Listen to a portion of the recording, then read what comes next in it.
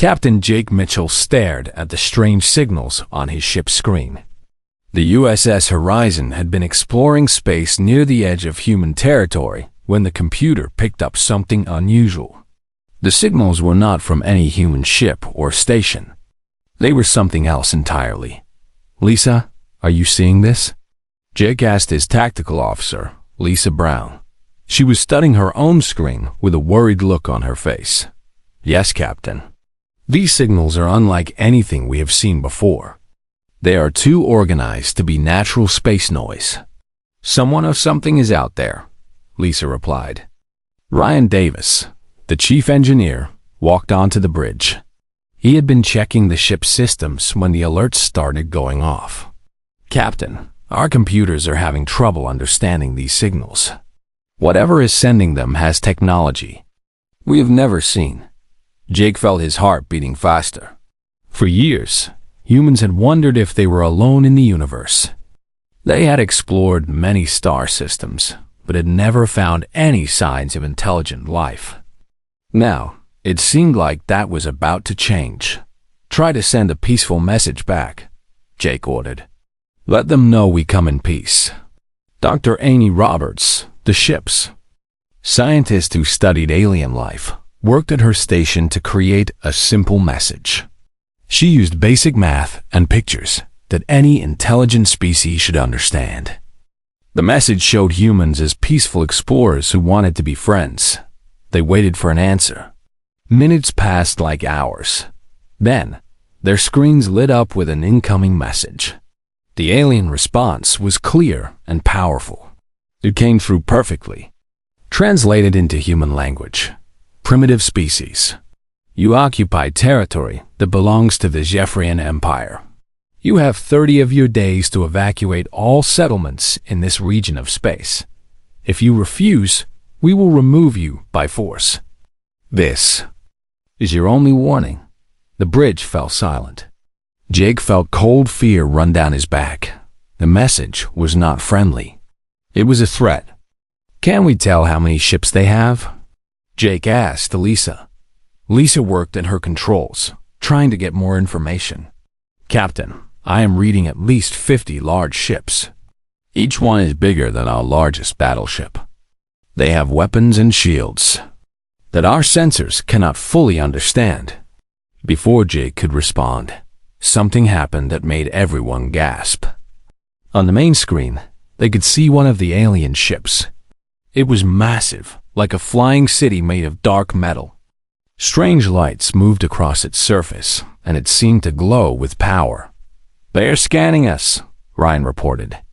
"Our shields are doing nothing to stop them. They are looking at everything about our ship." The alien ship moved closer. It was so large that it blocked out the stars behind it. Jake realized that his ship, which he had always thought was powerful, was like a small boat next to an ocean liner compared to this alien vessel. "Captain," Amy said with fear in her voice, "they are not just looking at our ship. They are scanning everything in this area of space. They know about all our colonies, our trade routes, everything." The alien voice spoke again, this time with a tone that sounded almost amused. "Your weapons are toys. Your ships are slow and weak. Your shields cannot protect you from our power. We have conquered 1,000 worlds. Yours will be no different."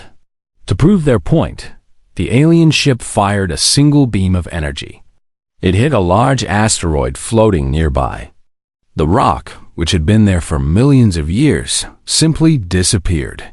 There was no explosion, no pieces left behind. It was just gone. Jake knew they had to warn Earth. "Send a message to Fleet Command immediately. Tell them what we have found. Use the emergency channels." Lisa worked quickly to send the warning, but the alien ship did something that made their hearts sink.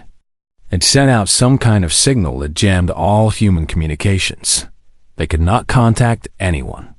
"We are cut off," Lisa reported. "They are blocking all our messages." The alien voice spoke once more. "You will watch as we demonstrate our power on one of your settlements. Then you will carry our message to your leaders. Tell them that resistance is useless. Jake watched in horror as several alien ships moved toward the mining colony of New Denver.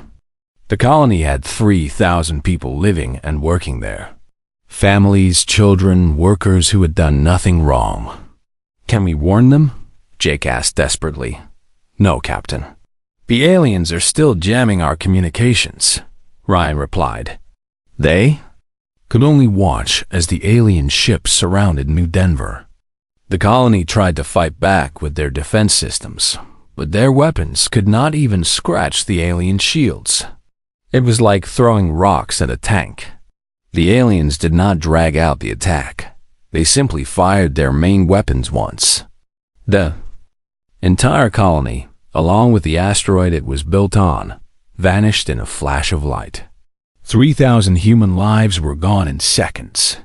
The bridge crew stood in shocked silence. None of them had ever seen such power used so carelessly. The aliens had wiped out an entire settlement like it was nothing. "Message for your leaders," the alien voice said coldly. "This is what happens to those who resist the Zephyrian Empire. You have 30 days to evacuate this region of space. If you refuse, every human world will share the same fate as this mining station." The alien ships began to move away, but one stayed behind. It released Jake's ship from whatever was holding it in place. "You will carry our message," the alien voice commanded. "Tell your people that War Commander Veltar has spoken. The Zephyrian Empire claims this territory. Leave or die." As the alien ships disappeared into space, Jake and his crew were left alone with the terrible knowledge of what humanity now faced. They had made first contact with an alien species, but it was not the peaceful meeting they had hoped for. Instead, they had found an enemy with power beyond their understanding. Jake looked at his crew. They were all thinking the same thing. How could humanity possibly fight against such overwhelming force? The aliens had technology that was hundreds or maybe thousands of years ahead of human science. They had weapons that could destroy entire worlds. But Jake also knew something else. Humans had never been good at giving up, even when the situation seemed hopeless. They would find a way to fight back, or they would die trying. "Set course for Earth," Jake ordered. "We have a warning to deliver." The emergency meeting on Earth lasted for hours. President Alan Carter sat at a long table with his best military leaders. General Patricia Walsh and Admiral Kevin Stone looked tired and worried. They had been working without sleep since Jake. Mitchell's ship arrived with the terrible news about the aliens.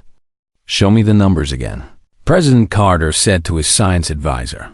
Dr. Carl Johnson stood up and pointed to the big screen on the wall. "The alien ships are at least 10 times larger than our biggest warships. Their weapons can destroy entire planets. Our strongest missiles cannot even damage their shields." Admiral Stone shook his head. "Our entire fleet combined would not be enough to stop even one of their big ships. We need a miracle." But miracles sometimes come from unexpected places. In a small laboratory under the city, engineer Sophie Miller was working on something new.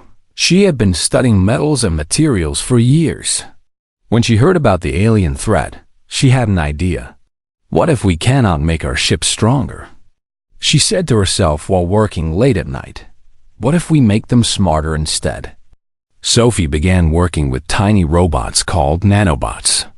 These were so small that millions of them could fit on the tip of a finger.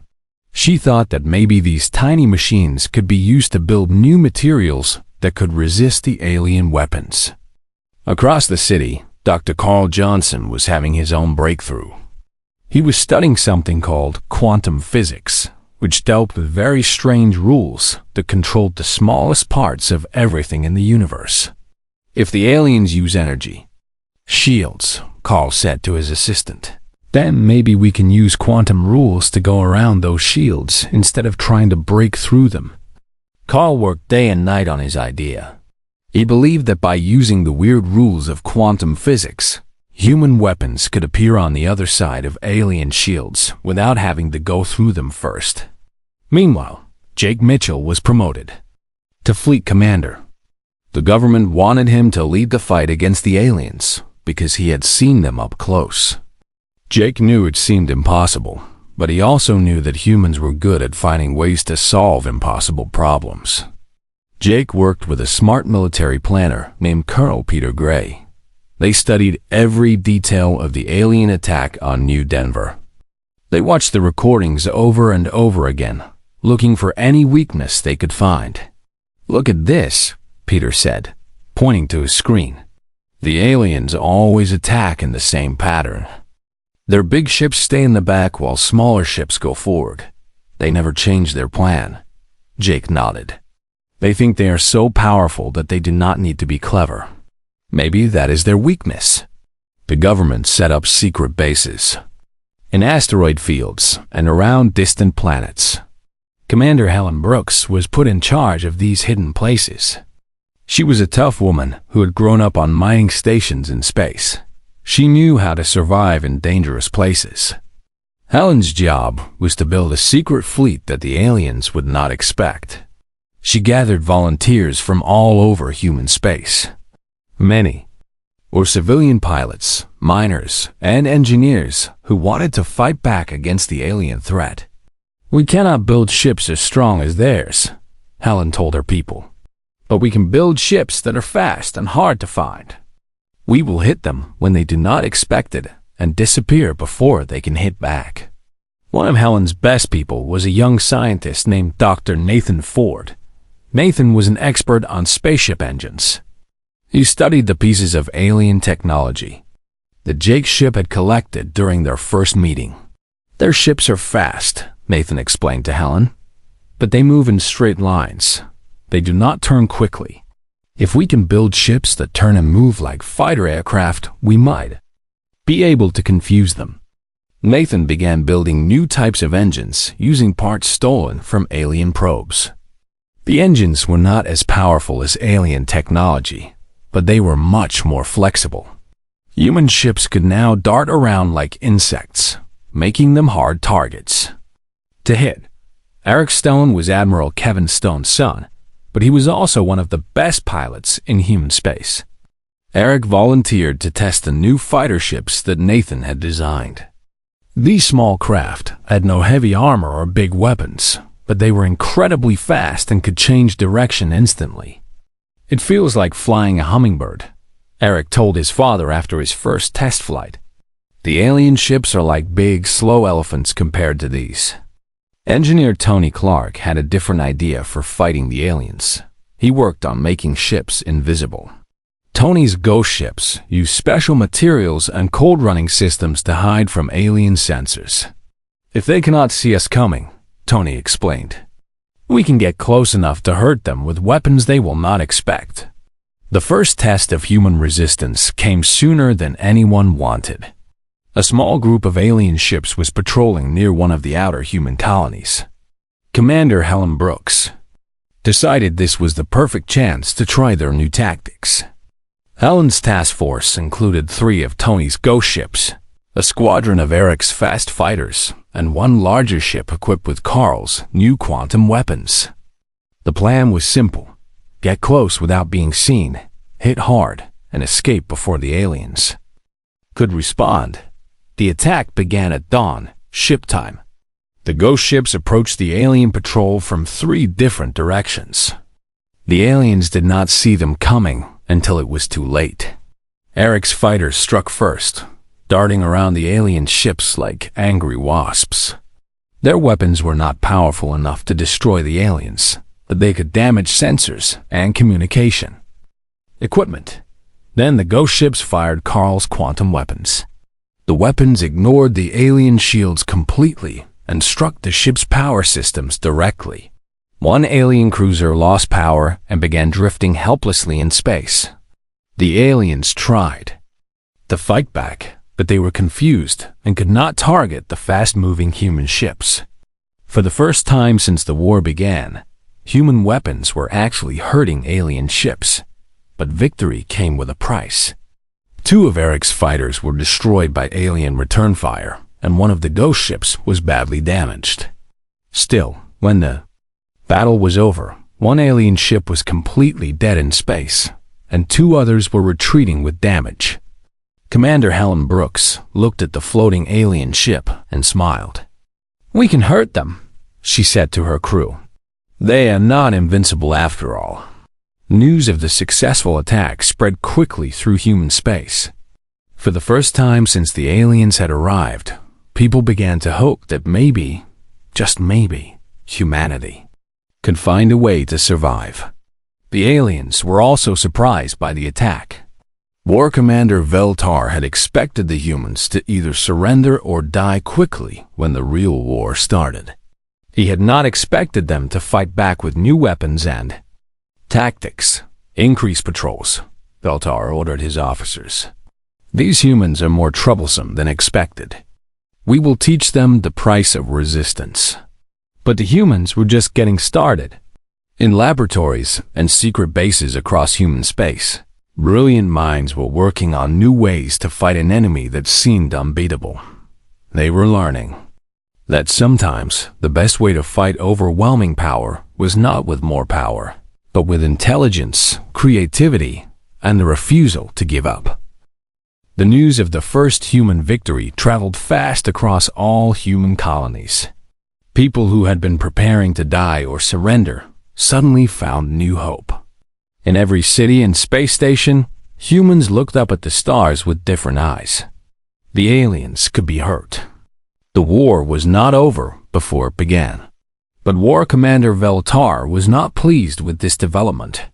He had ruled over many worlds for centuries and had never seen such bold resistance from a primitive species. In his command ship, he studied reports of the human attack with growing anger. How did they damage our cruiser? He demanded from his officers. Our shields should have stopped anything they could throw at us. His science officer, a thin alien with 6 arms, nervously explained what they had learned. "Commander, their weapons seem to bypass our energy barriers completely. They are using some kind of technology we have never encountered before." Veltar's eyes glowed with rage. "Then we will show them what happens when someone challenges the Zephyrian Empire. Begin attacking their colonies immediately. Start with their most populated worlds." The alien response was swift and brutal. 3 human colonies were attacked within days. The aliens did not just destroy military targets. They burned entire cities from orbit, killing millions of civilians. The message was clear. Any resistance would result in terrible punishment. But instead of crushing human spirit, the attacks made people more determined to fight. Captain Lisa Brown, now commanding her own ship called the Defiant, was leading evacuation efforts on a colony world called Haven Prime when the aliens attacked.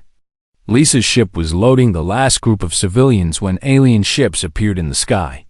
"Get everyone aboard now," she shouted to her crew. "We have maybe 5 minutes before they start shooting." The evacuation became a race against time. Lisa's crew worked frantically to get families, children, and elderly people onto transport ships. As the last ship lifted off, alien fire began raining down on the colony.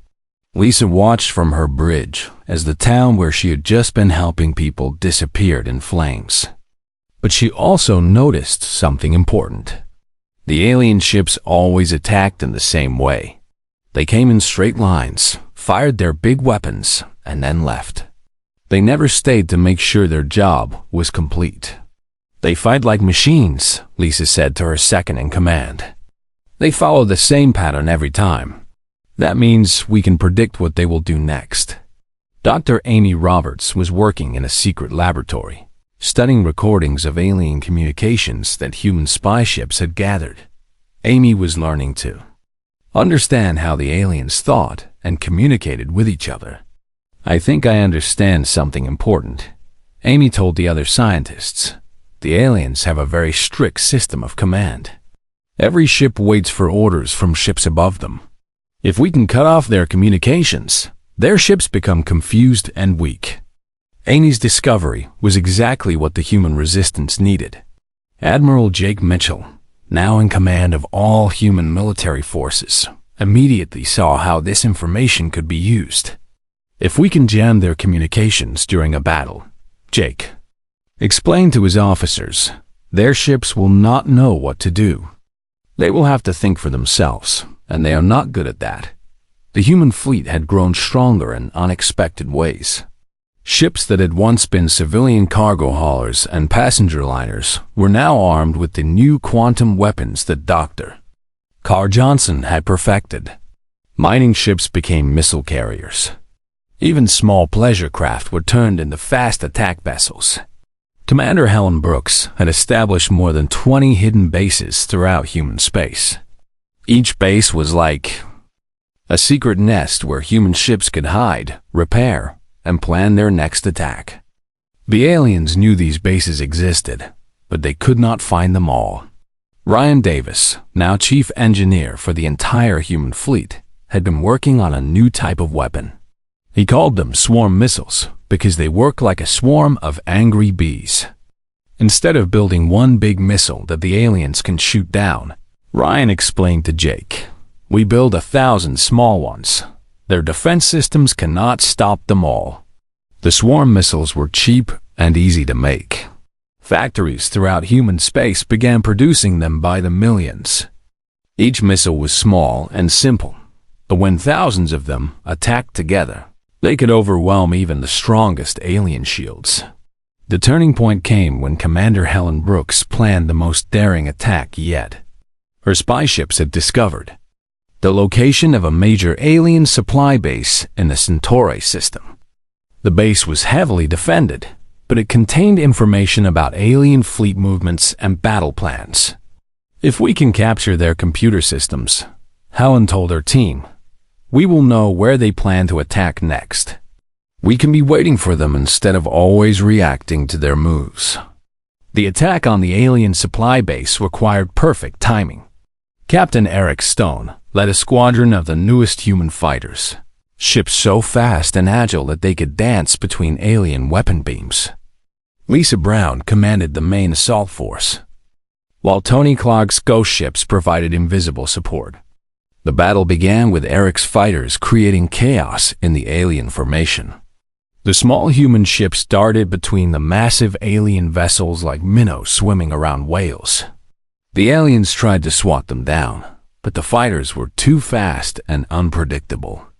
Then Lisa's ships attacked with swarm missiles. Thousands of small projectiles filled space around the alien base. The alien defense systems fired frantically, destroying hundreds of missiles, but thousands more got through. The base's shields flickered and failed under the overwhelming assault. Tony's ghost ship struck while the aliens were distracted. They appeared suddenly near the base's communication center and fired their quantum weapons directly at the alien command systems. Within minutes, the entire base lost contact with the rest of the alien fleet. The aliens defending the base found themselves cut off and confused. Without orders from their commanders, they did not know whether to fight, retreat, or surrender. Some ships tried to escape, while others continued fighting in a disorganized way.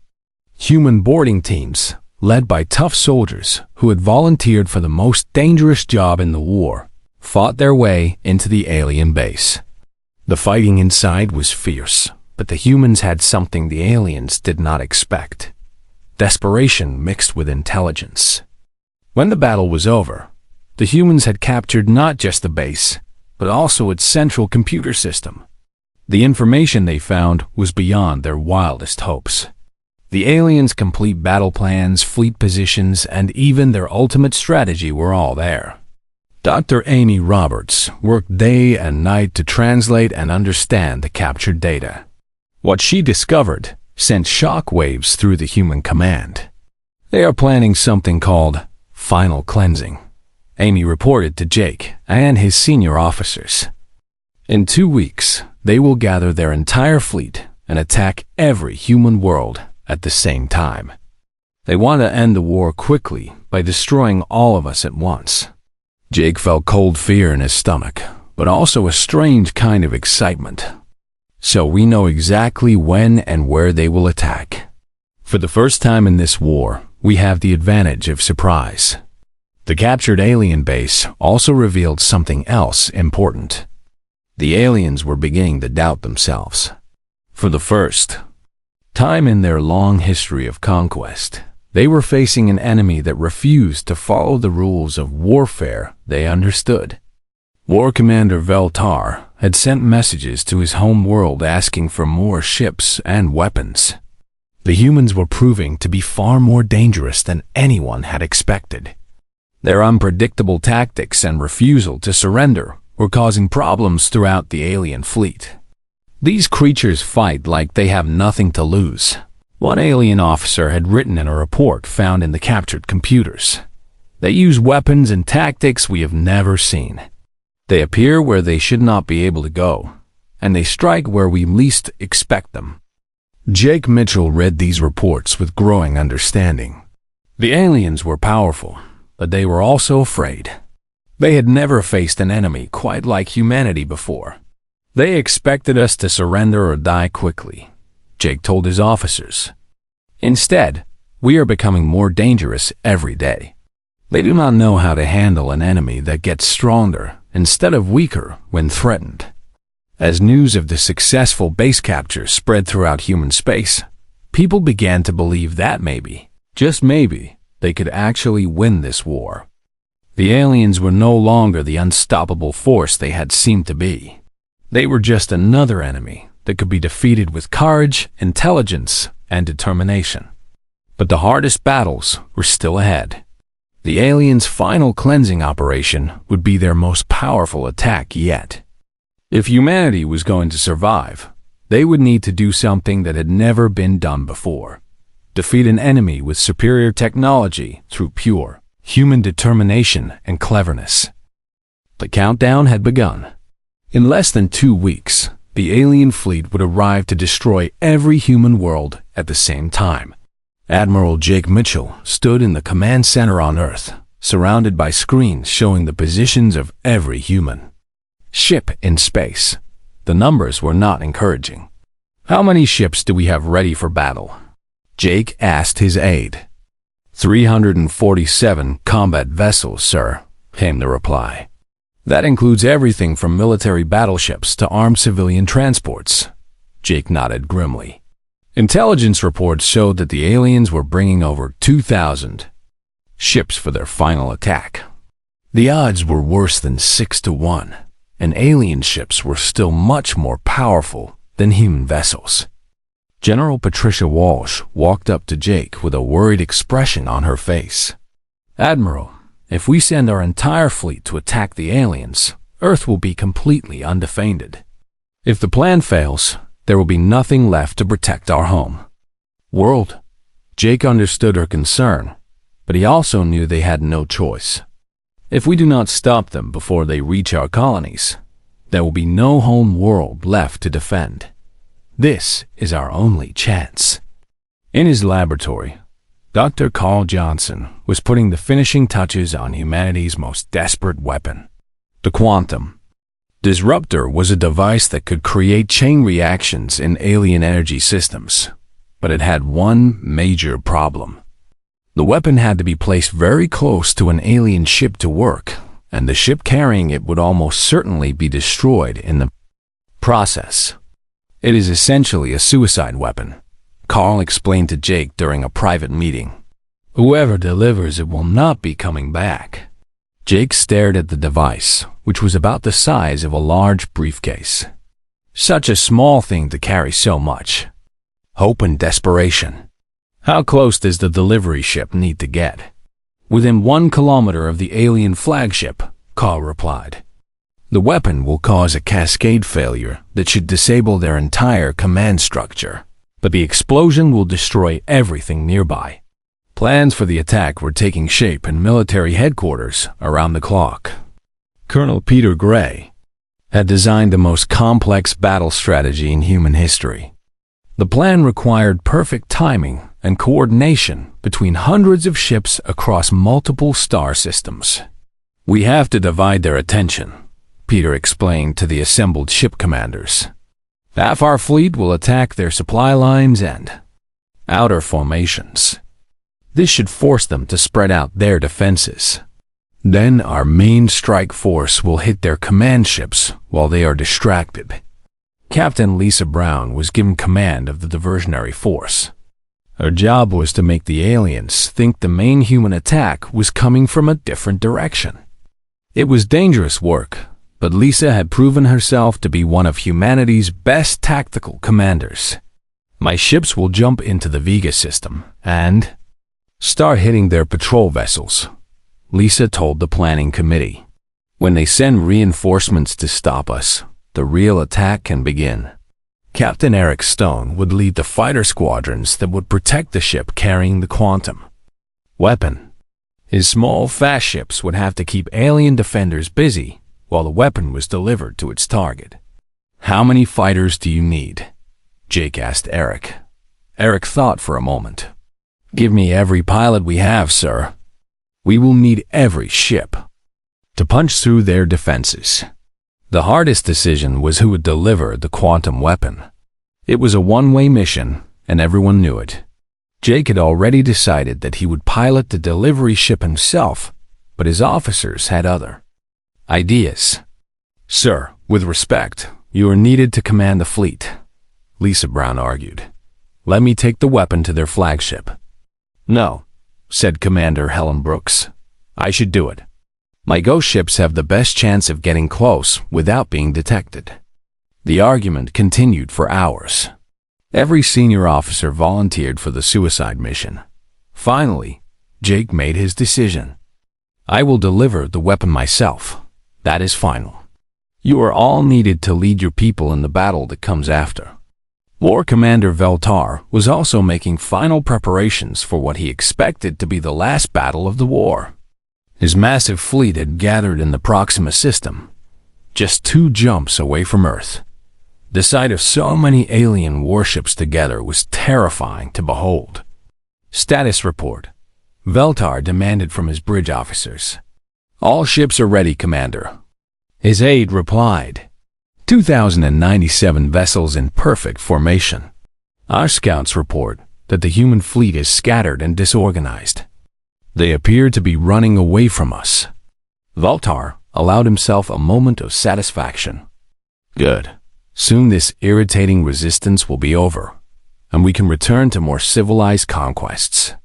But the aliens did not know about the intelligence the humans had gathered from the captured supply base. They did not know that their every move was being watched and anticipated. They thought they were hunting scattered prey, when in reality they were walking into the largest trap in human history. The first phase of the human plan began exactly on schedule. Lisa Brown's diversionary force appeared in the Vega system and immediately attacked an alien supply convoy. The aliens responded just as Peter Gray had predicted, sending a large force to deal with what they thought was a desperate last attack. Lisa's ships fought brilliantly, using hit-and-run tactics to keep the aliens busy. They would appear from behind asteroids, fire their new weapons, and disappear before the aliens could respond effectively. It looked like a chaotic retreat, but it was actually carefully planned to draw alien ships away from their main fleet. Phase 1 is working perfectly, Lisa reported to Jake over the secure communication channel. I have pulled almost 300 of their ships away from the main force. At the same time, Commander Helen Brooks was leading her ghost ships on sabotage missions throughout alien territory. Her invisible vessels struck at communication stations and sensor networks, creating blind spots in alien surveillance. The aliens knew they were being attacked, but they could not see who was doing it or where the attacks would come next. Ryan Davis had been working around the clock to prepare the human fleet for battle. His swarm missiles were loaded onto every ship that could carry them. The plan was to overwhelm alien defenses with sheer numbers, using thousands of small weapons instead of a few large ones. Every ship in the fleet now carries at least 500 swarm missiles, Ryan reported to Jake. When we fire them all at once, we will put over 100,000 projectiles into space simultaneously.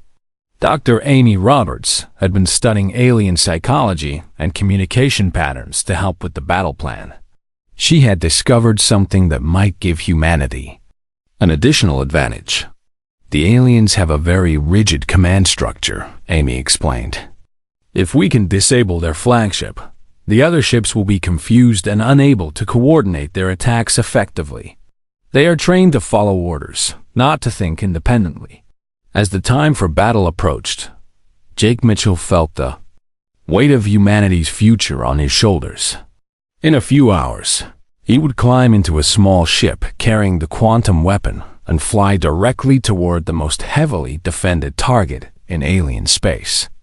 He would probably die in the attempt, but if he succeeded, humanity might have a chance to survive. Jake walked through the corridors of the space station where the human fleet was gathered. Everywhere he looked, he saw determination on the faces of pilots, engineers, and soldiers. These people knew they were facing almost impossible odds, but they were ready to fight anyway. Admiral Eric Stone approached Jake with a serious expression. "My pilots want you to know something. We will get you to that flagship, no matter what it costs us." Jake nodded, feeling both proud and sad. So many good people were willing to die for the chance to save humanity. He could not let them down. The final battle was about to begin. In a few hours, every human ship would jump into the same system where the alien fleet was waiting. It would be the largest space battle in history, and when it was over, either humanity would be free or they would be extinct. Jake looked out at the stars one last time before the attack. Somewhere out there, alien ships were waiting to destroy everything he cared about. But they were about to learn something important about humans. When faced with extinction, people did not give up. They fought back with everything they had, even when victory seemed impossible. The time for talk was over. The time for the final battle had arrived. The final battle began at exactly midnight, Earth time. 347 human ships appeared simultaneously in the Proxima system, where over 2,000 alien vessels waited in perfect formation. The aliens had expected scattered resistance, but instead they faced the entire human fleet arriving together in one coordinated attack. War Commander Veltar stared at his tactical display in disbelief. How did they gather so many ships without our scouts detecting them? He demanded. His officers scrambled to respond to the unexpected threat. The alien fleet began turning their massive ships to face the human attack, but their movements were slow and predictable, just as the humans had hoped.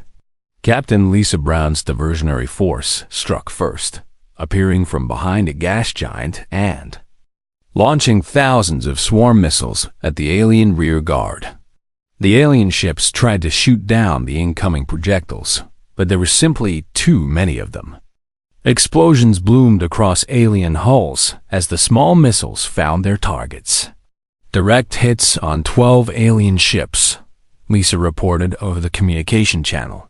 Their shields are holding, but we are overloading their defense systems. Captain Eric Stone led his fighter squadrons in a desperate charge toward the center of the alien formation.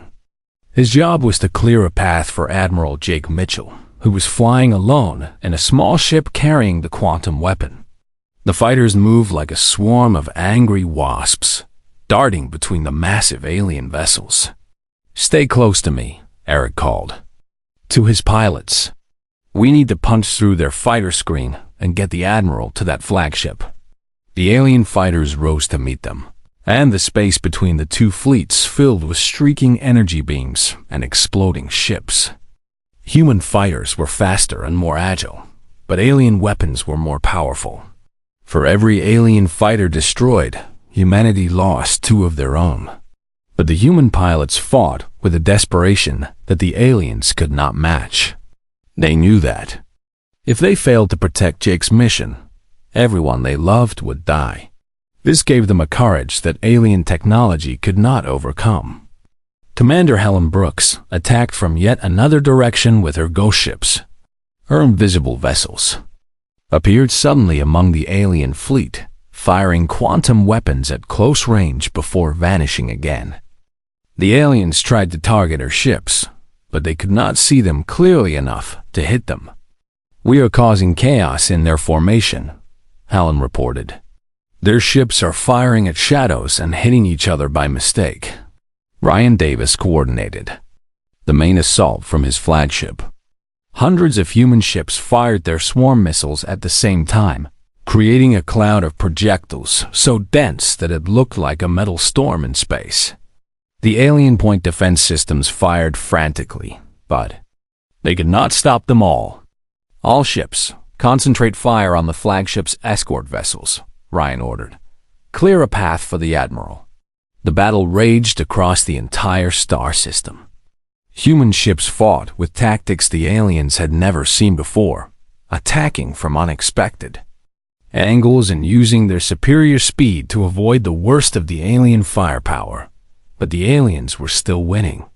Their ships were too strong and their weapons too powerful. Jake Mitchell flew his small ship through the chaos of battle, dodging energy beams and debris from destroyed vessels. The quantum weapon sat in the passenger seat beside him, its simple design hiding the power to change the course of the war.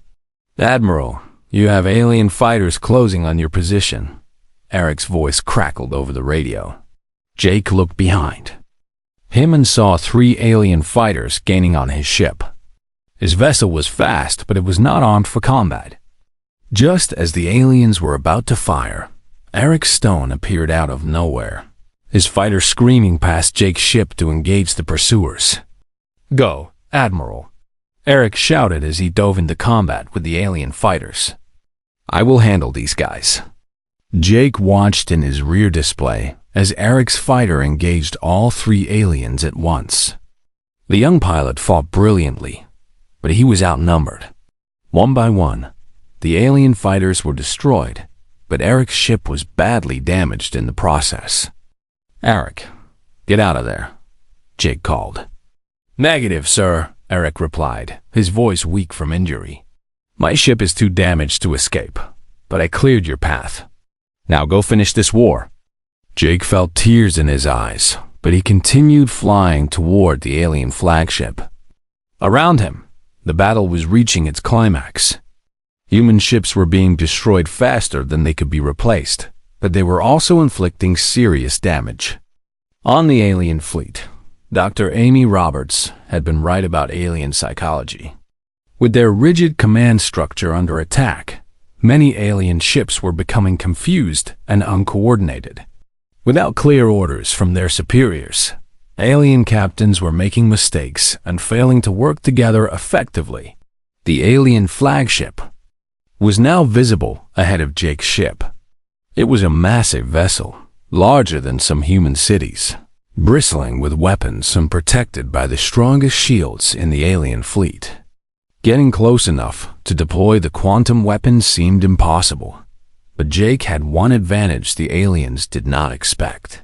His ship looked like a damaged fighter trying to escape the battle. The aliens ignored him, focusing their attention on the larger human vessels that posed a more obvious threat.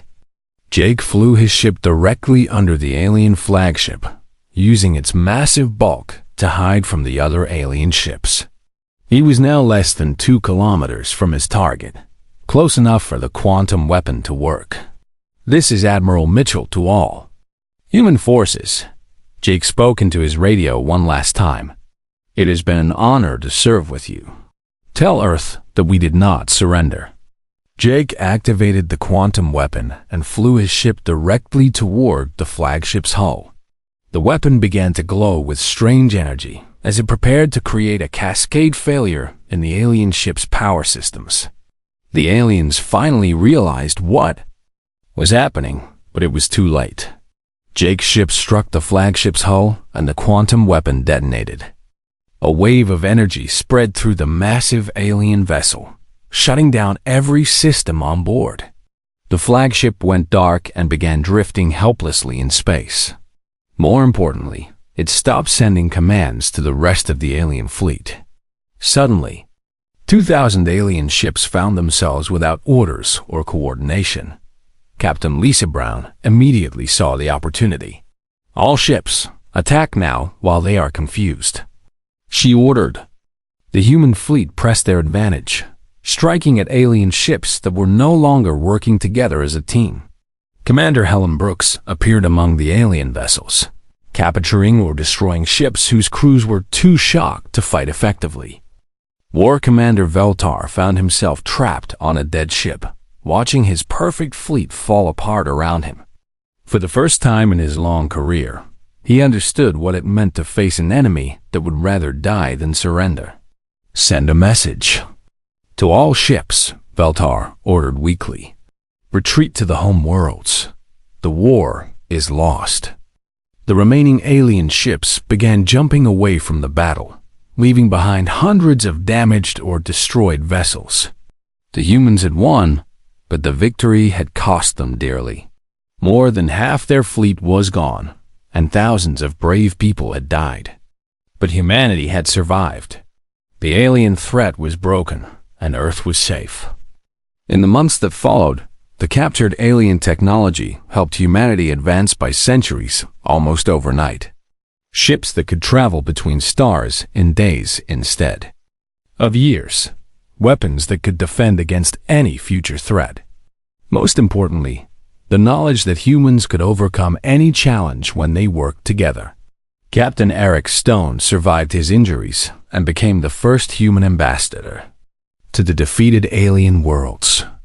Captain Lisa Brown led humanity's expansion into new star systems. Commander Helen Brooks established colonies on distant planets. The war that was supposed to end with human extinction instead marked the beginning of humanity's age among the stars.